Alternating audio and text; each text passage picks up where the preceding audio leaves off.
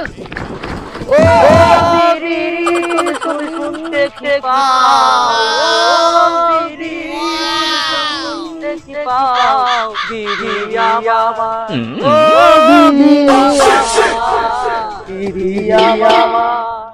আরে ভাই তুই কি আমার ভক্ত থাকতে পারছি না, তুই আমাকে মারছিস। আর কি বলবো ভাই, এখন দিন খারাপ যাচ্ছে তো, তাই তুই আমার মুখে লাথি মারছিস।